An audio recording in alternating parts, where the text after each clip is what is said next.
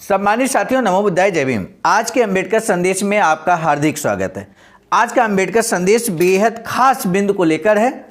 आज का अंबेडकर संदेश गोलमेज सम्मेलन पर इस समय चल रहा है। उसी क्रम में हम आज आपको बताने वाले हैं जो बाबा साहब ने यहाँ पर प्रथम गोलमेज सम्मेलन में अल्पसंख्यक जो कमेटी बनाई गई थी, जिसके चेयरमैन थे ब्रिटिश प्रधानमंत्री रैमसे मैकडोनाल्ड, उनके समक्ष कमेटी के समक्ष यहाँ पर एक ज्ञापन देते हैं अस्पृश्यों के समस्याओं को लेकर। अस्पृश्यों के समक्ष जो भारत में विपरीत परिस्थितियां हैं, जो विपरीत परिस्थितियां पैदा की गई हैं, मानवीय हकों से जो वंचित किया गया है, उस संबंध में बाबा साहब 8 मांगे रखते हैं। 8 बिंदुओं का, 8 शर्तों का एक ज्ञापन देते हैं और वो शर्तें हम विस्तार से इस समय आपको बता रहे हैं। आज के अंबेडकर संदेश में हम आपको कुछ शर्तों की बात करेंगे। इससे पहले के अंबेडकर संदेश में हम शर्त नंबर 1 समान नागरिकता आपको बता चुके हैं। शर्त नंबर 2 समान अधिकारों का अबाध उपयोग हम आपको बता चुके हैं।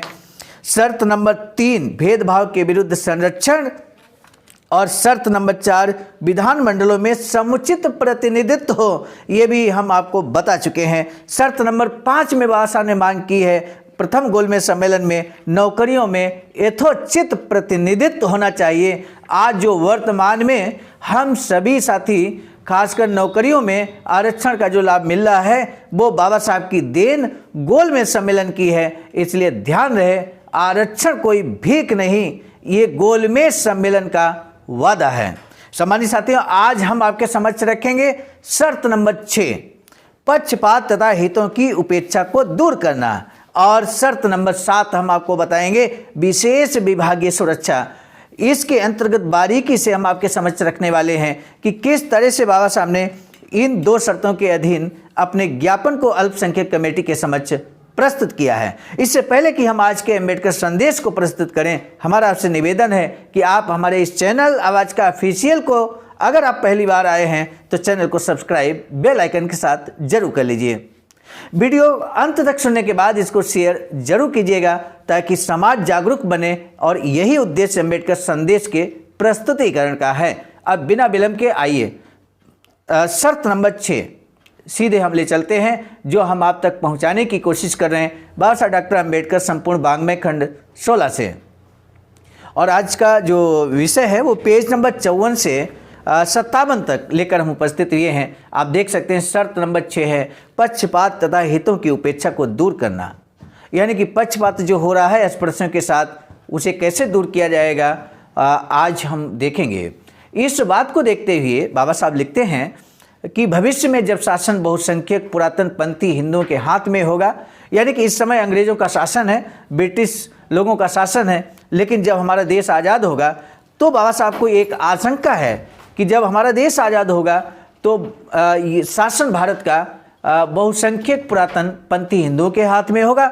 दलित वर्गों को आशंका है कि बहुसंख्यक सवर्ण हिंदू उनसे कोई सहानुभूति नहीं दिखाएंगे और संभवतः उनके हितों के प्रति पूर्वाग्रह बरतेंगे तथा उनकी मूलभूत आवश्यकताओं की उपेक्षा करेंगे, जिसकी अनदेखी नहीं की जा सकती। संविधान में प्रावधान अपश्य कर दिए गए हैं। विधायिका में दलित वर्ग के लोग अल्पसंख्यक रूप में ही रहेंगे। दलित वर्ग के लोग ये नितांत आवश्यक समझते हैं कि संविधान में उनके हितों की सुरक्षा के लिए व्यवस्था की जाए। इसलिए प्रस्तावित किया जाता है कि संविधान में निम्नलिखित प्रावधान किए जाएं। नंबर 1, भारत की केंद्रीय विधायिका तथा प्रत्येक प्रांतीय विधानसभा और कार्यपालिका अथवा कानून द्वारा गठित अन्य संस्थाओं के लिए ये अनिवार्य कर दिया जाए कि वे दलित वर्गों के लिए शिक्षा, स्वच्छता, नौकरियों में रखने हेतु उचित कानून बनाएं और ऐसा कार्य न करें जो दलितों के हितों पर प्रतिकूल प्रभाव डाले। नंबर 2, जब कभी किसी भी प्रांत में अथवा भारत में इन प्रावधानों का उल्लंघन होगा तो काउंसिल के गवर्नर जनरल को प्रांतीय व्यवस्था तथा सेक्रेटरी ऑफ स्टेट को केंद्रीय व्यवस्था के लिए अपील की जा सकेगी। नंबर 3, ऐसे प्रत्येक मामले में जहां गवर्नर जनरल तथा सेक्रेटरी ऑफ स्टेट को यह प्रतीत हो कि प्रांतीय अथवा केंद्रीय सरकारें इस प्रावधान को लागू करने के लिए आवश्यक कदम नहीं उठाती, तब प्रत्येक मामले में ऐसे गवर्नर जनरल तथा भारत सरकार अपील सुनने वाले प्राधिकरण होने के नाते इस प्रावधान के पालन के लिए कुछ समय निर्धारित करें और प्रांतीय और केंद्रीय सरकार इस विषय में उनको मानने को बाध्य हों। इस तरह से बाबा साहब ने न समस्या रखी, न सिर्फ समस्या रखी, बल्कि उस समस्या का निराकरण कैसे होगा, कैसे कौन से प्रावधान करने चाहिए, ये भी यहाँ पर अपने ज्ञापन में रख दिया मेरे साथियों।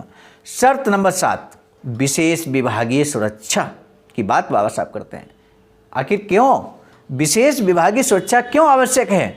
ये बाबा साहब लिखते हैं कि बेबस, बेसहारा और बेकस दलितों की दुर्दशा का मुख्य कारण समस्त हिंदुओं की हठ धर्मी है, जिसने कभी दलित वर्ग को बराबरी का स्थान नहीं दिया और ना ही समानता का व्यवहार किया। उनकी आर्थिक स्थिति के विषय में केवल इतना ही कहना पर्याप्त नहीं है कि वे गरीबी के मारे हुए हैं अथवा वे भूमिहीन हैं, अथवा वे भूमिहीन मजदूर वर्ग से हैं। वैसे तो ये दोनों बातें सही हैं, तब भी ये ध्यान देने की बात है कि दलित वर्गों की गरीबी की जड़ अधिकांश रूप से सामाजिक पूर्वाग्रह है, जिसके परिणाम स्वरूप वे जीविकोपार्जन के सभी साधनों से वंचित हैं। ये एक सत्य है जो दलित वर्गों तथा साधारण सवर्ण हिंदू मजदूरों के बीच अंतर पैदा करता है और प्रायः उनकी मुसीबतों की जड़ है।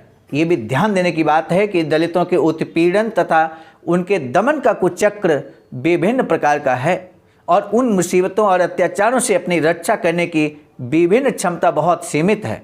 अस्पृश्यों पर जो अत्याचारों की घटनाएं साधारणतया सारे देश में घटित होती हैं, उनका वर्णन मद्रास सरकार के बोर्ड ऑफ रेवेन्यू के दिनांक 5 नवंबर 1892 के कार्रवाई सार संख्या 723 में किया गया है, जिसका एक उद्धरण नीचे दिया जा रहा है। लिखते हैं बाबा साहब यहाँ पर, दमन के बहुत से तरीके हैं जिनकी ओर संक्षेप में संकेत दिया गया है। पेरियाओं द्वारा आदेश न मानने पर उनके मालिक उन्हें दंड देने के लिए गांव पंचायत में अथवा फौजदारी अदालत में उनके विरुद्ध झूठे मामले दायर करते हैं। पेरिया लोगों की बस्ती के चारों ओर जो परती जमीन है सरकार से प्राप्त कर लिया जाता है और पेरियाओं के जानवरों को घेर लिया जाता है तथा उन्हें मंदिरों में जाने से रोक दिया जाता है। किस तरह का अत्याचार शोषण किया जा रहा वो समझने की कोशिश कीजिए। पेरिया लोगों के विरुद्ध सरकारी कागजात में छल कपट से मिरासियों के नाम लिखवा देते हैं, उनकी झोपड़ियाँ गिराकर नष्ट कर देते हैं और उन्हें ढकेल कर पीछे कर देते हैं। बहुत पुराने समय से चली आ रही शिकमी काश्तकारी के अधिकार से उन्हें वंचित कर देते हैं। पेरिया की खेती जबरदस्ती काट लेते हैं और उनके एतराज करने पर उन पर चोरी तथा दंगों का इल्जाम लगाते हैं। गलत बयानी करके उनके पुश्तैनी अधिकारों को समाप्त कर उन्हें बर्बाद करते हैं। उनके खेतों को जाने वाले पानी को रोककर फसल सुखा देते हैं। जमींदारों द्वारा लगान बाकी होने पर कानूनी नोटिस दिए बिना उनकी जमीन से उन्हें बेदखल कर देते हैं। सभी माल एवं फौजदारी मामलों को निपटाने के लिए भारत में न्यायालय हैं, परंतु उनसे गांव वालों की समस्याएं भी हल नहीं होती। न्यायालय में जाने की हिम्मत होनी चाहिए। कानूनी जानकारी में धन खर्च होता है, कानूनी खर्च की क्षमता होनी चाहिए और मुकदमों और अपीलों के दौरान जीवन यापन का साधन होना चाहिए। अधिकांश लोग निचली अदालत के फैसलों पर ही निर्भर करते हैं। जिन अधिकारियों के अधीन ये न्यायालय होते हैं वे प्रायः भ्रष्ट होते हैं अथवा सामान्यतः वे धनाढ्यों तथा भूस्वामियों के वर्ग से संबंधित होते हैं। ऐसे धनाढ्यों और जमींदारों के वर्ग के होने के कारण वे अपने ही देश के लोगों को नहीं प्रभावित करते बल्कि यूरोप वासियों को भी प्रभावित करते हैं। प्रत्येक कार्यालय ऊपर से नीचे तक उन्हीं धनाढ्यों और भूस्वामियों के प्रतिनिधियों से भरा हुआ है। उनकी मर्जी के विरुद्ध कुछ नहीं किया जा सकता। शासन में उनका बहुत दबदबा होता है। इन परिस्थितियों में निसंदेह दलित वर्गों का उत्थान उस समय तक केवल स्वप्न बनकर रह जाएगा जब तक शासन की समस्त कार्यप्रणाली की अग्रिम पंक्ति में उनके उत्थान को वरीयता नहीं दी जाएगी और जब तक शासन स्तर से सबको समान अवसर प्रदान करने की नीति नहीं अपनाई जाएगी। इस लक्ष्य की प्राप्ति के लिए दलित वर्गों का ये प्रस्ताव है कि शासन संविधान प्रदत्त नियम स्थायी रूप से लागू करने के लिए एक विभाग बनाए जो नियमों को लागू करके उनकी समस्याएं हल करने के लिए गवर्नमेंट ऑफ इंडिया एक्ट में भारत सरकार अधिनियम में निम्नलिखित धारा को भी जोड़ लें। नंबर 1, संविधान लागू करने के साथ साथ एक मंत्री के अधीन ऐसा विभाग बने जो दलित वर्गों के हितों और उनके कल्याणों की देखरेख करें। जैसे कि वर्तमान में समाज कल्याण मंत्री आप देखते होंगे। समाज कल्याण मंत्री का क्या कार्य है आप भली भांति जानते हैं। ये देन किसकी है आप समझ गए होंगे, ये देन बाबा साहब की है। ये डिमांड बाबा साहब ने गोलमेज सम्मेलन में की थी मेरे साथियों। दूसरा बाबा साहब यहाँ लिखते हैं, उस विभाग का मंत्री अपने पद पर तभी तक रहेगा जब तक केंद्रीय व्यवस्थापिका का उस पर विश्वास हो। तीसरा बिंदु, उस मंत्री को कानून द्वारा प्रदत्त अधिकारों और कर्तव्यों का पालन ऐसे करना पड़ेगा कि उसको दलित वर्गों के दमन और उनके प्रति सामाजिक अन्याय से उनकी सुरक्षा करते हुए सारे देश में उनके लिए कल्याणकारी कार्य करने का उत्तरदायित्व सौंपा जाए। गवर्नर जनरल निम्नलिखित नियम बनाने के लिए सक्षम हो। दलित वर्गों के कल्याण के संबंध में मंत्री को सभी अथवा कुछ ऐसे अधिकार अथवा कर्तव्य सौंपना जिससे वह मंत्री उनकी शिक्षा एवं स्वच्छता आदि के संबंध में नियम बना सकें।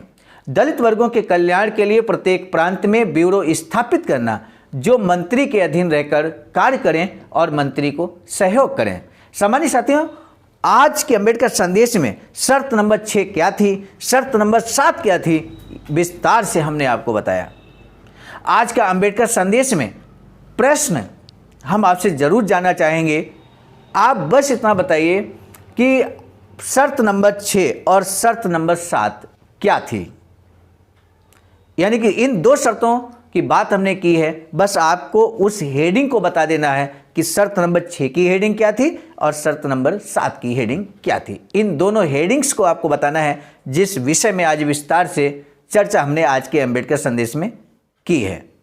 धन्यवाद। सम्मानित साथियों, नमो बुद्धाय, जय भीम। लाइक, सब्सक्राइब, कमेंट जरूर करना प्लीज। यूट्यूब बटन आ जाए। सम्मानित साथियों, आप सभी प्रबुद्ध जनों को सहर्ष अवगत कराना है कि बाबा साहब की इच्छा के अनुकूल एक वैचारिकी सेंटर बनाने के लिए ring road, green city, Faridpur, Sarnath, Varanasi, Uttar Pradesh में 14,000 स्क्वायर फीट जमीन की खरीदारी की जा चुकी है। इस संबंध में हम आपको बता दें, निर्माण कार्य प्रगति पर है। इसी क्रम में वैचारिकी सेंटर जो कि बुद्ध बोधिसत्व अम्बेडकर इंटरनेशनल सेंटर, जिसे शॉर्ट में BBAIC कहते हैं, उसका वाराणसी डेवलपमेंट अथॉरिटी के द्वारा अर्थात VDA के द्वारा नक्शा भी पास कर दिया गया है। आप सभी बाबा साहब के अनुयायियों से अनुरोध है कि यदि इस वैचारिकी सेंटर के निर्माण में आप अपना महत्वपूर्ण योगदान करना चाहते हैं तो दिए गए अकाउंट नंबर पर आप भी योगदान कर सकते हैं। बहुजन बोधि समाज संघर्ष समिति के नाम से ये दिया गया अकाउंट है। IFSC कोड आपके सामने अंकित है। आज का अंबेडकर संदेश हम लेकर उपस्थित हुए थे मिशन नायक बुद्ध मित्र मुसाफिर सर, राष्ट्रीय अध्यक्ष आवाज का नई दिल्ली की प्रेरणा में, और साथ ही साथ संकलन कर्ता में परम आदरणीय विजय कुमार बौद्ध जी, प्रांतीय कोषाध्यक्ष आवाज का बिहार, प्रस्तुत कर्ता में मैं स्वयं सर्वजीत आर्य, राष्ट्रीय मीडिया प्रभारी IT सेल आवाज का नई दिल्ली। मिलेंगे नए डॉक्टर अम्बेडकर संदेश में, तब तक दीजिए इजाजत। आप सभी को सादर नमो बुद्धाय, जय भीम। सम्मानित साथियों, यदि आप हमारे इस चैनल आवाज़ का ऑफिशियल, जिस पर नियमित सुबह 5 बजे डॉक्टर अम्बेडकर संदेश आपको मिलता है, आप हमारे इस चैनल को सपोर्ट करना चाहते हैं तो हमारा आपसे निवेदन है कि आप हमारे इस चैनल को सब्सक्राइब कर लें, वीडियो को शेयर, लाइक, कमेंट जरूर करें।